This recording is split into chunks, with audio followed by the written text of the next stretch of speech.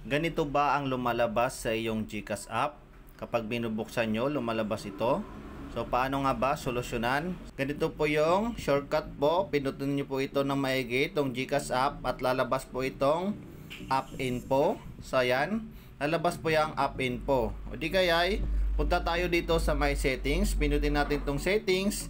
And then, hanapin natin itong app management. Dito sa my app management, pinutin natin itong app list. Yan, app list na yan. And then, isearch lang natin ang GCash.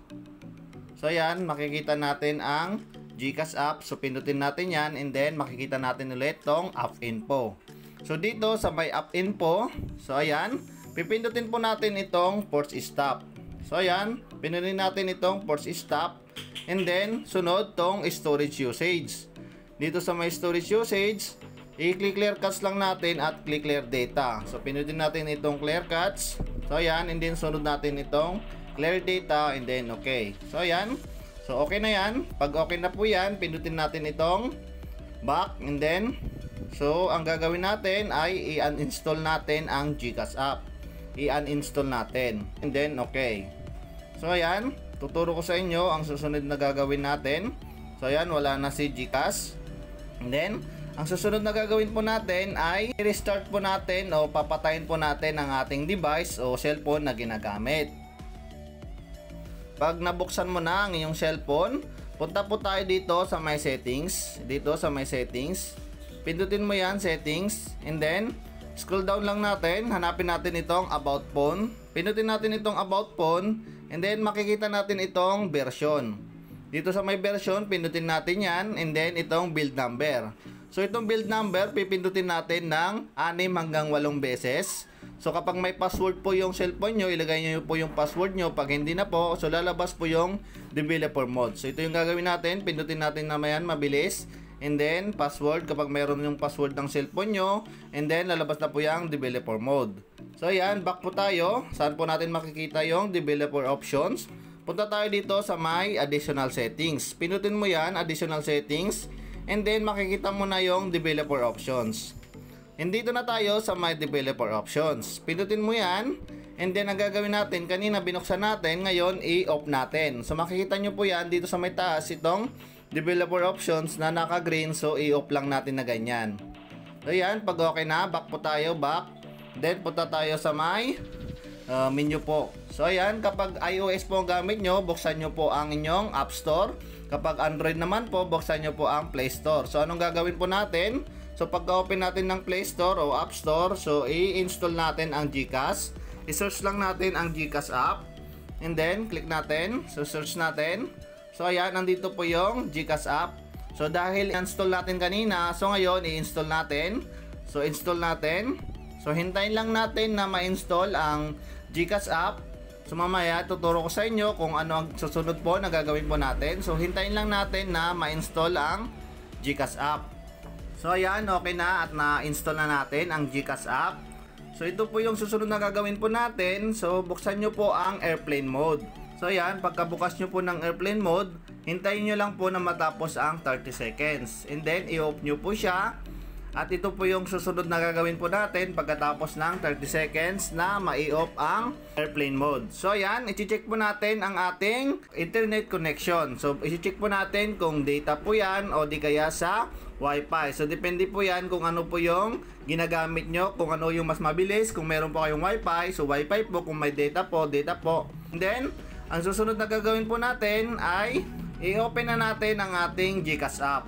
So, ayan, kapag hindi pa rin gumana, subukan lang po natin ito, yung pag-submit a ticket. So, yung pag-submit a ticket po, ay kapag hindi nyo po makita doon sa my GCash app, so, ilalagay ko na po dyan sa description, dito sa video na ito, yung submit a ticket link, para mas madali po kayo na makasubmit a ticket.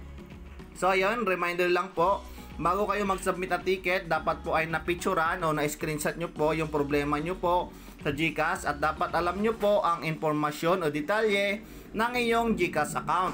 So, ito po ang gagawin po natin lang dito ay sa pag-submit a ticket ay dapat po ay pilapan po natin ang mga nakalagay dito na impormasyon. Pilapan nyo lang po yung email po. Dapat po ay active po yan at dapat po ay nakaregister na katulad po sa inyong GCash account. And then yung full name po, and then yung number din po. Ganun din po, dapat kung ano po yung may problema na number, yun po ang ilagay nyo sa inyong mobile number. So ayan, ito po yung concern category. Marami pong pagpipilian dito. So ano po ba yung problema? So ayan, halimbawa po, itong nakalagay dito. So ayan, so ito po yung my app not opening. Ayan, ipindot mo yan, and then yung your account type, regular type, and then yung phone operating system. So ayan, Android, depende po sa inyo kung iOS or di kaya Android. So ayan, Android sa akin. And then yung sinasabi ko po kanina na dapat po ay na screenshot nyo po, na picturean nyo po ang inyong problema sa GCash app nyo po. And then check nyo po yan.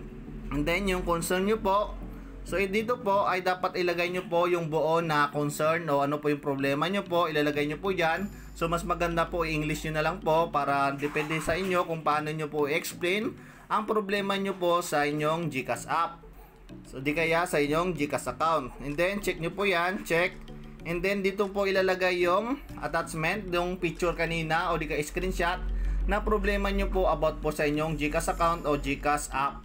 So yan, pwede naman po dito, makikita po dito sa may, dito, subukan po natin dito sa my concern category. So ayan, hanapin natin dito yung iba. So ayan, dito po yung mga ibang category po na concern, depende sa inyo. So dahil po may problema tayo about sa ating GCash app, so pwede na po yan, I can log in to my GCash app.